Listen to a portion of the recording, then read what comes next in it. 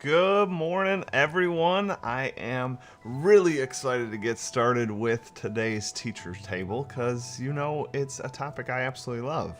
Gamification and sort of playful learning is sort of a passion of mine and has been a passion of mine for, well, geez, seems like forever. But yeah, this is just I guess this is what my channel is all about, is finding that joy in the journey, being playful both in and out of the classroom.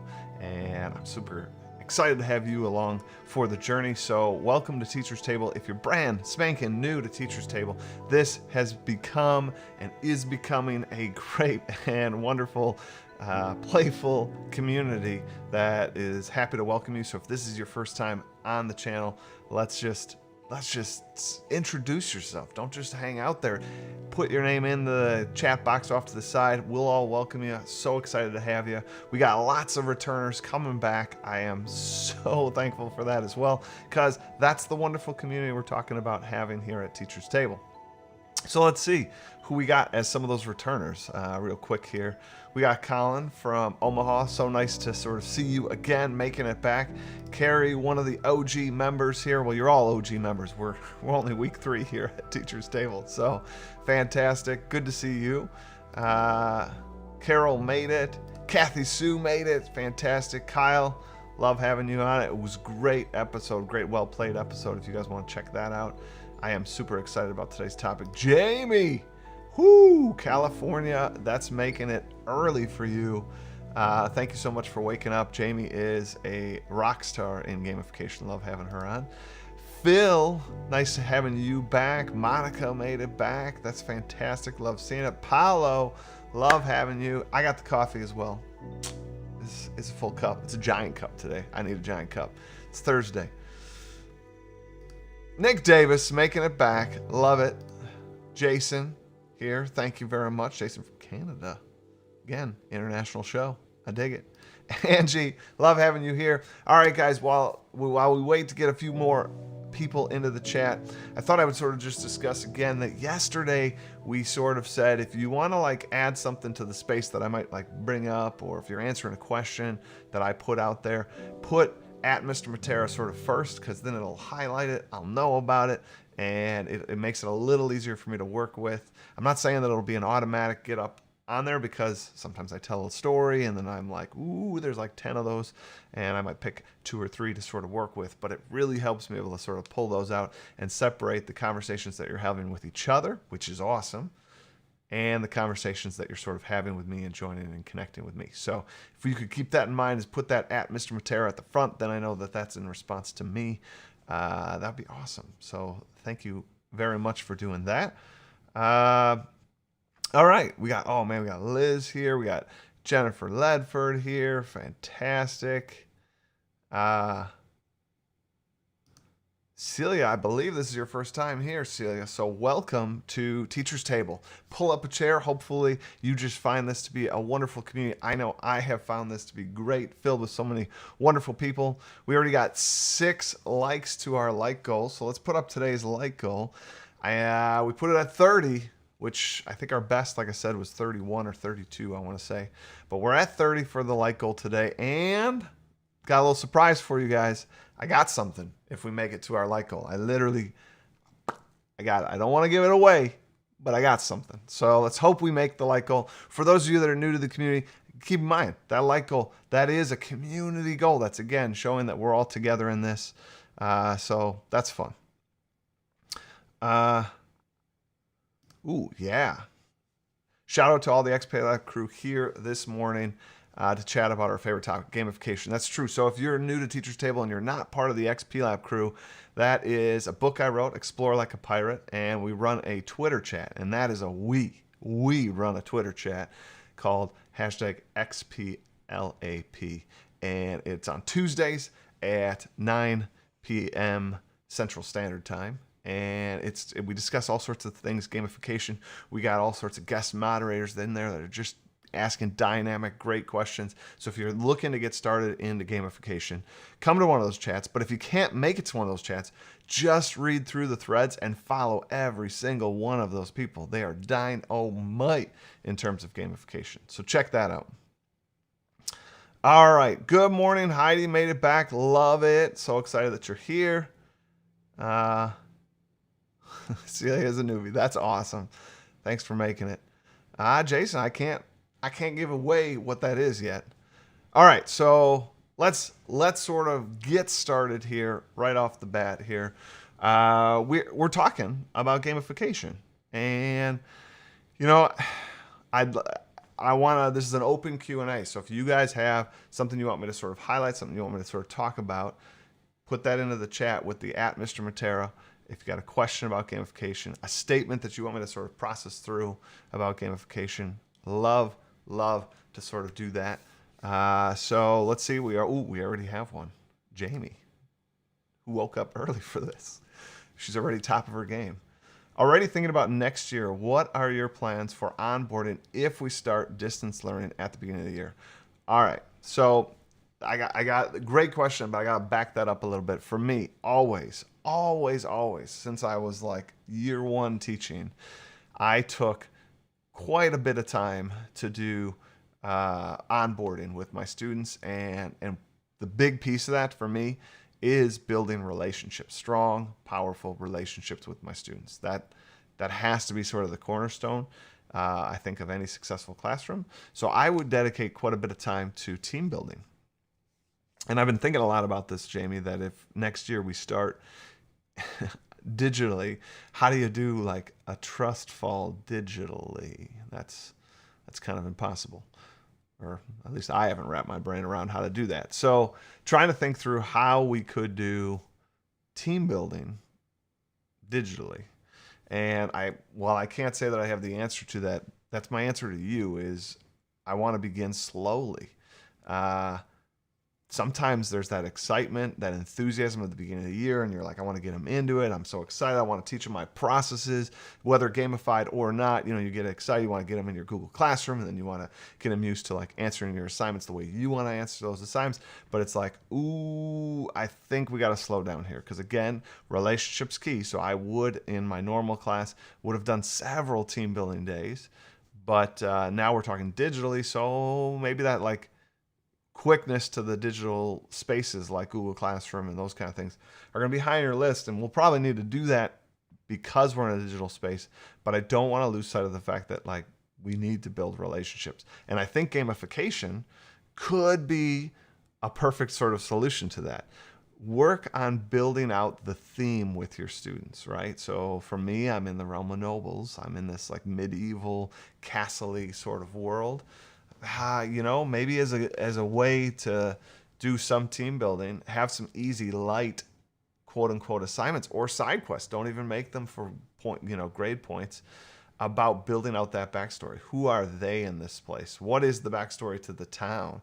What is the backstory to the areas around the town, right? Maybe they'll end up creating new spaces for you because of that, but it's low stakes. It's sort of fun. They're not expecting it because, right, they're in my history class. They think it's just going to be history all the time. So to start with like, oh, like you want to know me in this space, right?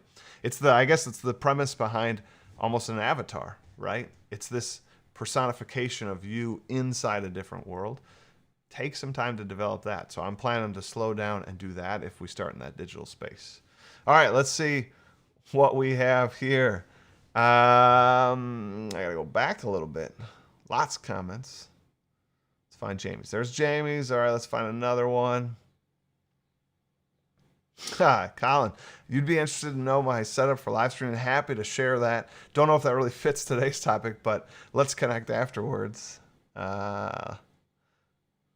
Elizabeth, and more speculation on the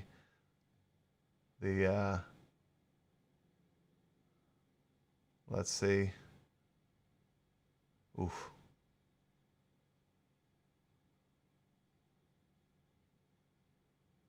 Ooh, got another one here. Woo. Kathy Sue, thank you. Pulling in another question. Breakout EDU online could work for a portion of building relationships. So true, right? Breakouts in classroom or digital is a great way to sort of get that team feel. And that's really what you want. At least the way I structure my game, we really want to make sure everyone feels part of the team. So I appreciate all those people that are trying to encourage us to hit that today's like goal of 30. I see we got 30 people watching. We're at 22. We can make it, people. We can make it. Let's see here. I agree, Jennifer. Kyle's podcast was a great one. Natalia, thank you for making it. Will, love having you here. And Will, kind of echoing the same thing. Fine tune that theme. That theme for me is everything in gamification. Like that drives everything for me. And for me, that's just like the way my brain works. I get excited by the visual. I get excited by like the creation of it. So building out that world is such an integral part to gamification. So make sure you take time to do it. So for those of you that just joined, we're doing kind of open Q&A about gamification. So toss out a question or two if you have one. Love to hear from you guys. Oh, here we go. Oh, yeah. USM shirt here. This actually is one I made. It says USM nerd. Yeah, I work at USM. It's a great school. Absolutely love it. That's awesome that you're so close. Oh,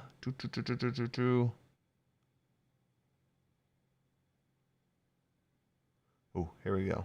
So bam, a new question for me. Story cubes could still work with team building for a digital start.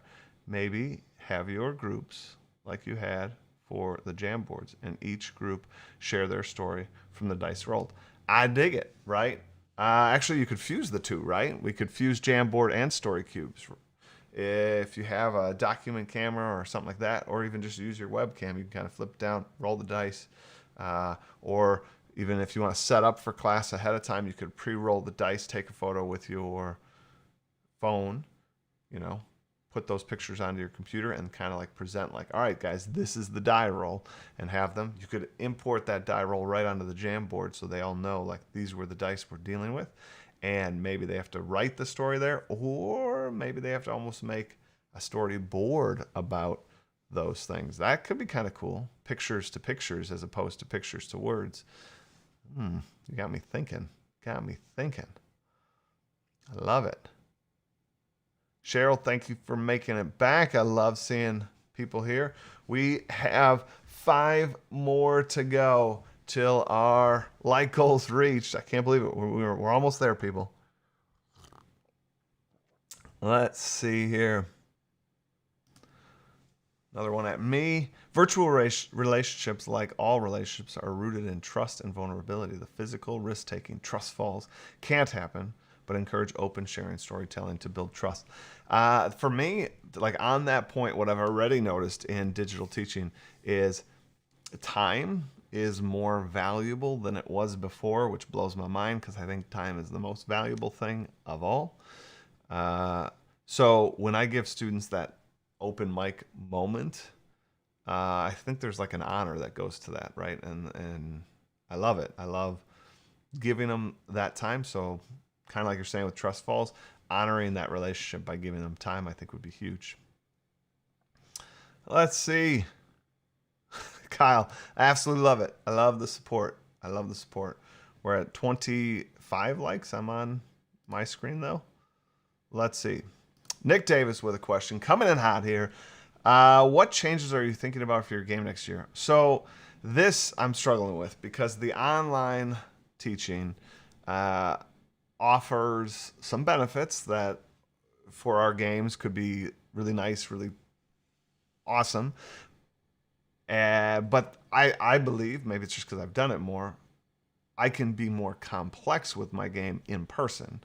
And our school has sort of instructed us that we don't know about next year.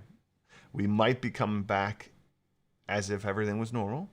We may be coming back in some sort of hybrid model that they haven't really like flushed out yet, but where it's part digital, part not. And we may be start the year fully virtual. But very least, they've definitely warned us we will next year always have to be prepared to flip the virtual switch. So now that's a change. They want us to brace for that. And I don't know if my game, I mean, that was kind of jarring to go from like all this physical, all this like stuff that we could do to like, well, now you have none of that. And I had to like think really on my feet real quick how I could build out some digital things. Some of those digital choices were good choices. Some of them are, won't make it into the game next year. But to think of that fresh start, Nick, and what do I want to add to that fresh start? What do I want to make sure I take away? Because knowing when we transfer into digital teaching, it'll be hard. So I am thinking about scaling some aspects of the game back because it'll make it be able to like switch back and forth between digital and not digital. I still think I want to go with physical badges, I think. But what I might do is have like a digital catalog that sort of shows it. So if we switch to digital, I have what they have. So that's just a little more housekeeping. I've never really always documented what kids have at any given time. So that'll be different for me, Nick. Let's see. Love all the chatter happening on. All right, Celia's got a question. Celia, I'm a middle school media specialist, and I need a little direction on how I should set up gamification in the library. It's a little different than the classroom. Different is awesome in gamification, right? Different doesn't mean you can't do it. Different just means your game is going to be unique. You're going to have some pieces to your game that you can do that we can't do, right? And we're going to have some pieces that you can't do. So, but different doesn't mean we can't do these things. It's just different. So with that said, Celia, I really think that in a library, well, just like I was saying to Nick, start small, right? And here we are, some of us that have gamified full years, talking about like, we want to streamline a little bit for next year. So thinking about, Celia, your beginnings, I would start with a theme. I mean, I definitely say that, right? My sort of mantra is theme, team, task. That's what you want to think through. Where are they? Like, what are they doing? Teams are such a powerful piece. Now, whether they're all working together, like as a whole school to defeat like the bad guy of the game, or if you're like gonna sort of pit grade levels against each other or different teams against each other, whatever, but that team feel is important. So giving them that space to be on a team is huge. And then task, like what are they doing? What are they accomplishing? And can you convert some of those things thematically into your theme, right? So theme, team, task. Start there, Celia, and start small. Even if you just do this for a unit, like one little library unit, one book study, whatever, it will get kids pretty fired up, and you're gonna learn from that experience. So I'm a big proponent of getting things kind of out there in beta. And as teachers, we have a live audience. We're able to sort of make quick changes. And the idea that we'll get it perfect in our head, in our perfect little vacuum here, thinking in our offices or our houses to roll out to live students, that's probably not true. Like you're going to make some mistakes, and you're going to be like, I wish I did this first and then that. You know what? Next unit, you can switch those two things around. Next year, you can switch those two things around. So get started. Start small. Think of a theme that you guys can do. And the theme doesn't have to connect to being a librarian. It could be any theme you want. And my other tip on theme before we sort of leave that topic is make sure you like the theme, because you're the one that has to bring it every day. You're the one that has to sort of breathe life into it. Ooh, I just saw we hit 30 people. We reached today's like goal. I'm super excited that we made it, guys. Fantastic. Thank you so much, everyone, for being part of this community. It is just, I love Teacher's Table. It's a great positive way to start my morning, and you guys are just a fantastic crew to do it with. So thank you so much for hitting 30 on the like goal. Celia, sorry to leave you hanging there. Kind of a big tradition around here. We're in this together, so getting that 30 like goal was huge. If you're still new and you're still here and you're able to click that like button, we could set a new record here, people. We could set a new record. Just need a few more for that. Some talk about story cubes. That's fantastic. I absolutely love story cubes. Pick them up. They're cheap, and so many fun things you can do with them. Let's see. Scott's talking about here next year, I'm planning to continue my ELA card collection game that I've been working on. Scott, we need to talk more about that on Well Played. You and I have connected before, But I like that card collecting is another huge piece in the game industry in general, and I think we can capitalize on that. We can totally build in that element. I've seen some people who have cards. I don't remember if this was Jamie or not, but I know some people literally get out tinfoil and sort of wrap it so that kids get even that moment of like what's in this pack of cards. They got 5 cards or 4 cards, and they kind of open it up. Super fun if you got some time. You could add that. That's back when we're in the classroom, of course. Welcome. So glad to have you here. A new person coming. Paolo, let's see. I love it. I love all these answers. Going back and forth here. So awesome. Paolo's got a question for me. Let's see. Paolo. Mr. Sarah, your leaderboard and gold system has been clutch during this time. I've made a section of our OneNote dedicated to our game so they can keep track of their items. I gotta tell you, I couldn't do this digital stuff without some of the digital components that I've made over the years. Thank you, Paolo, for giving that a shout out. I love the speed at which I can add points to different teams, and the thing just sort of cuts all that data up. It's fabulous. So check it out. If you haven't, you can check it out on mrmatera.com. Thomas, what do we got from you?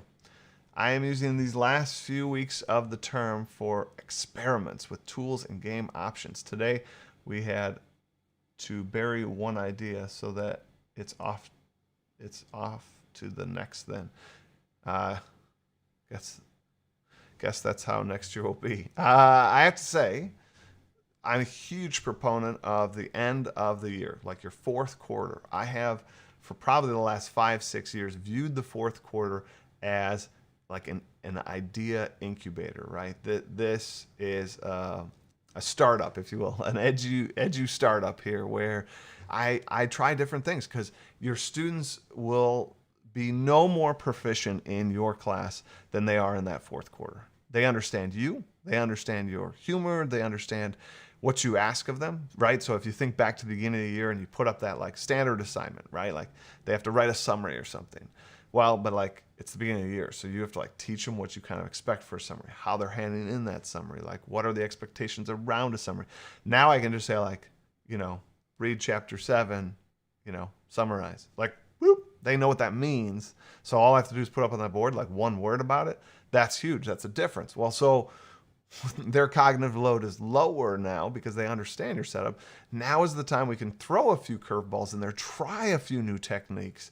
And I think when we do that, we really ourselves grow. It's the perfect time to try those new things because your students will go with you on those adventures. And they'll kind of get excited by it, especially because for them too, it's the fourth quarter in your classroom. This is almost where it's a perfect win-win. They need something that's different. You need to try some things for next year for your growth and for your classroom's growth. So definitely think about checking that out and doing that.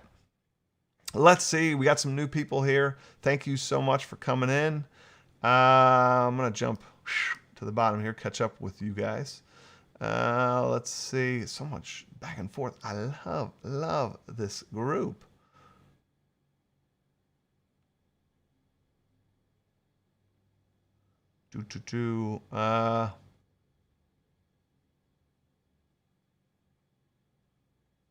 So Neil, Jamboard is fantastic. It is a Google product. So if you write, I think jamboard.google.com, I think you get them, and you most schools have them turned on because they're just an awesome feature. If not, ask your tech department to turn it on. It's free.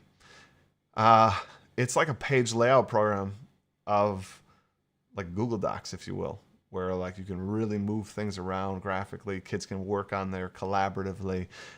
We did a teacher's table talking about that. That was one of our Tool Tuesdays where we talked about the tools we use, and Jamboard was one of them. Great tool. In fact, today's lesson I'm doing with my students in a half hour is using Jamboard again. They're going to sort of talk about the Crusades, and each group, I'm going to put groups of 4 people per page, and they're going to have to build out last night's reading about the Crusades. Did it yesterday, And the 2 classes I had yesterday, loved it. That Jamboard, that creativity. And not to mention, if you're able to do that, where I just started another Google Meet with those 4 kids. And now those 4 kids have like a free-flowing conversation. It brings back that essence of being together at the table, which, I'm big on, being at the table. Let's see. Jason sort of agreeing with me that it's the best time of the year. I'm telling you, 4th quarter, people, this is the time to experiment. So if you're on the fence about gamification, you're like, I think I want to do it, try. Gamify your last few days. Gamify a unit. Just put them in little teams. Get them kind of excited that they're going to have to like unlock some sort of math thing or find the coordinates to the planet to get out, or maybe they got to break out of your classroom, for example. But try to gamify these last few moments. These are precious times for your own growth. So don't forget that. Let's see. Luke's got a question here. Let's see. Oops, I pushed the wrong one there. Sorry. Whoop. There you go, Luke.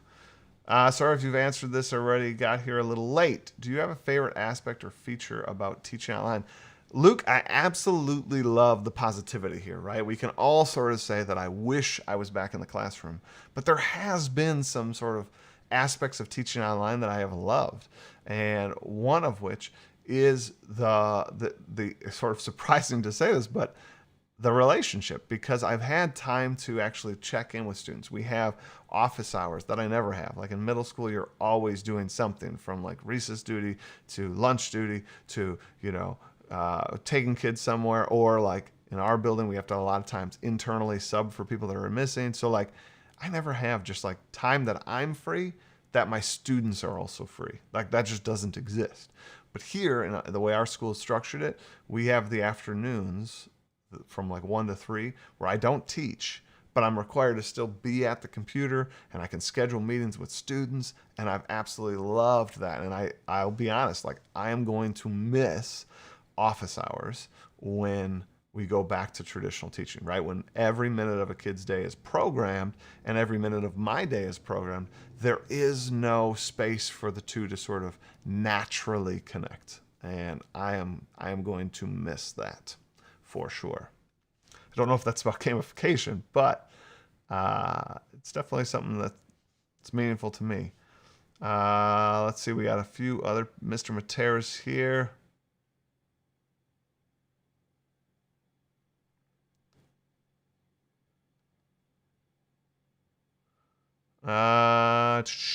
Colin here. Mr. Matera, our instructional facilitator gamified our PD, Harry Potter theme, teachers divided into houses. I love it. Stephanie Crawford, to me, is the master of gamifying sort of whole school PD. So check out Stephanie Crawford's YouTube channel. She shares a bunch on there. So definitely check that out. You can actually find her channel if you can't. It's linked on this channel in the sort of featured channels off to the side. So definitely check hers out. She's fabulous. Scott here says, I'm curious how your game has gone with the transition to all digital. So the thing I have to work on next year is my organization. Students have been doing side quests. They've been doing my adventure pass. They have been stepping it up. They have done everything I've asked them to do. And I'm the one that has dropped the ball. Between making new digital content for my actual class, to making the next quest for kids to do, to go on, to answering emails and doing virtual, one-on-one sessions with students.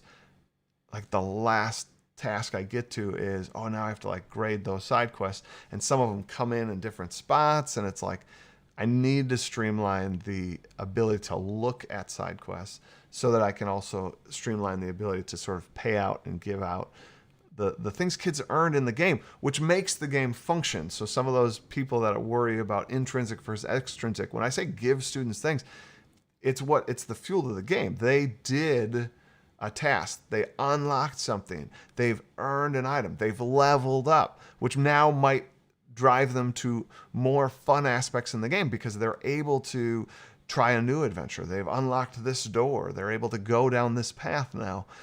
But if they're limited by me because I just haven't graded their quest and let them level up, then they can't go down that path. They literally cannot continue in the game because of my sort of slow throughput. So I need to organize myself a little better next year on the digital space. That would be my answer there. All right, everybody, I got to tell you, it is 8:30. I try to keep these short because I know we all have to go off, and I'm honored that so many of you came today. We got to a new high, a record high of 33. Tomorrow's episode, to get you sort of prepared, it is going to be, I titled it, it's my birthday episode. Tomorrow is my birthday, and I am super jazzed to have you all for my birthday. But what we're going to be talking about is a topic, I think, a little bit centered around gratitude. I want to sort of reflect on the things in my life that I'm sort of grateful for. I'd love to hear the things you're grateful for. I think that's a good birthday moment, right? And I'd love to have you at the birthday party and some of the other people you know. Invite them to Teacher's Table. It is a great, great community. You're making it great. And invite that friend. Don't keep it a secret. So those of you that can, if you could tweet out to Teacher's Table, share some of those ideas out with your friends, that would be great. Invite them to the table. Thank you, everyone, for making it. I am super excited. Hope you all liked the confetti that I sort of put together. It was pretty awesome. We made it. We got to 33 today. That's fabulous. I really appreciate everybody. It's all I got for today. Thank you so much for coming. Take care, everybody.